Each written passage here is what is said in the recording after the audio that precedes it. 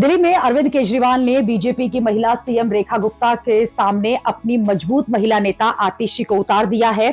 अरविंद केजरीवाल ने विधानसभा में आतिशी को नेता विपक्ष बनाकर बीजेपी का ही दाव उन पर चल दिया। महिला सीएम के सामने अब महिला नेता विपक्ष का चेहरा होंगी। दिल्ली में यह पहली बार होगा जब सीएम और नेता विपक्ष दोनों महिलाएं होंगी।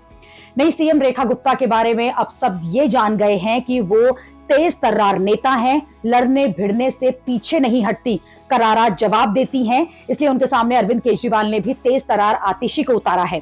लड़ने भिड़ने में वो भी किसी से पीछे नहीं रहती। जब से बीजेपी की सरकार बनी है तब से आतिशी लगातार रेखा गुप्ता पर हमला कर रही हैं, उन्हें घेर रही हैं। सरकार बनने के पहले ही दिन दोनों नेताओं में तू मैं भी हो चुकी है। इसलिए अब यही लग रहा है कि ये सियासी लड़ाई और तेज होगी। वैसे तो नेता विपक्ष के रूप में अरविंद केजरीवाल के सामने कई और विकल्प थे।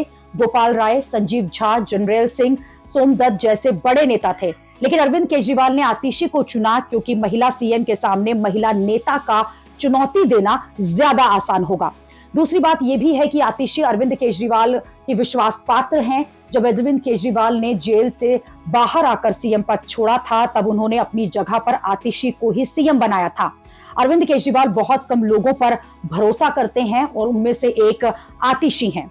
नेता विपक्ष बनने पर आतिशी की पहली प्रतिक्रिया भी आ गई है। आतिशी ने कहा कि दिल्ली की जनता ने हमें विपक्ष की भूमिका में सौंपी है और हम एक मजबूत विपक्ष के रूप में यह सुनिश्चित करेंगे कि भाजपा सरकार दिल्ली वालों से किए गए अपने सभी वादे पूरे करे। आम आदमी पार्टी जनता के मुद्दों को सदन में पूरी ताकत से उठाएगी। दिल्ली और दिल्ली वालों के हक की लड़ाई जारी रहेगी।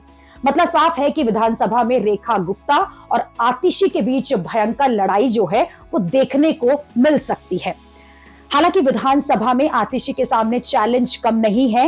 यह पहली बार होगा कि आतिशी दिल्ली विधानसभा में विपक्ष में बैठेंगी। अरविंद केजरीवाल, मनीष सिसोदिया जैसे बड़े नेता भी आतिशी के साथ नहीं होंगे।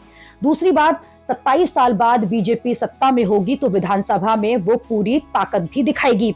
रेखा गुप्ता के सामने अभी दिल्ली से कई वादों को पूरा करने का चैलेंज है, तो साथ ही आतिशी के सामने आम आदमी पार्टी की सरकार में हुए भ्रष्टाचार पर जवाब देने का चैलेंज होगा।